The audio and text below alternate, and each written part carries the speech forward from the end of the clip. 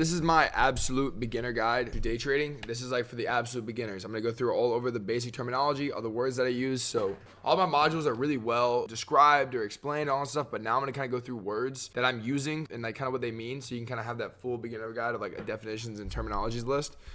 I'm gonna put this here. Hopefully you can hear me good. So a lot of you guys know that I trade on the 3-minute time frame. 3 minutes where I get all my entries. I trade off of 3-minute OTE specifically. So I have a lot of confluences, and confluences are things like fair value gaps, inverse fair value gaps, rejection blocks, order blocks. Those are confluences, SMTs. And those confluences basically all come together, and then they give me a confirmation from a level of interest, which is my OTE. So let's give an example here, just something random. I'm on replay mode, so we can kind of back test and show you guys. But while we're there, can explain a couple things. So whenever I mark out all of my confluences, like let's say rejection block, let's say order blocks, I use the 5-minute because I feel like that's what gives it the most validity. You know, I'll give you a crazy example. Let's say right here, this is a sweep. This is like Brian's model. This is a sweep, which means a sweep is this high was broken by NASDAQ, and then this candle, it comes up and it closes bearish. Therefore, this right here is gonna be a rejection block. So what you can do is you can market that 50% of that. Notice how we have a lot of trouble getting past this. This rejection block holds a lot of power, but it's not added on with any other confluences. Therefore, it's not really a good entry for anything yet, but that is a confluence. Now let's just say over here,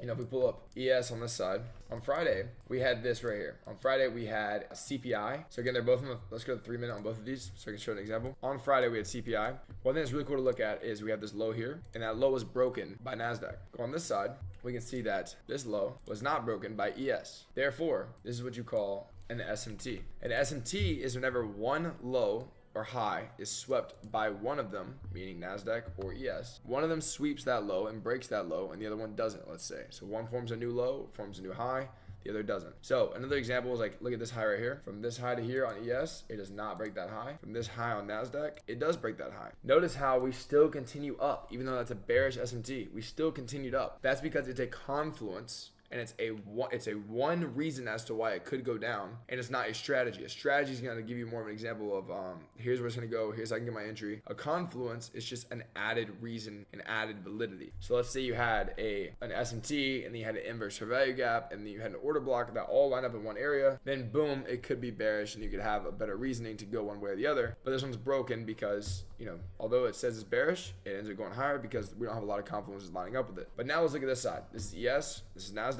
We have our SMT right here. That's a bullish SMT. That's one confluence. We have a inverse fair value gap. A fair value gap is whenever you take one candle like this one, this big brown one, and that's a bearish candle on my screen. So you mark out this wick, that wick, and boom, right there, that is a fair value gap. Okay. We also have like a playlist of videos. Like PB Trading is a great explanation of this. We have a playlist of videos that explains a lot of the basics more slowed down. But to go through it fast, this is a fair value gap, and you can see we draw out that entire gap, and you can see over here this green candle, yellow candle, bullish candle, it closes above that gap. So if we draw lines out, let's say I draw the border out, we close above that line. So we close above that, that is bullish. So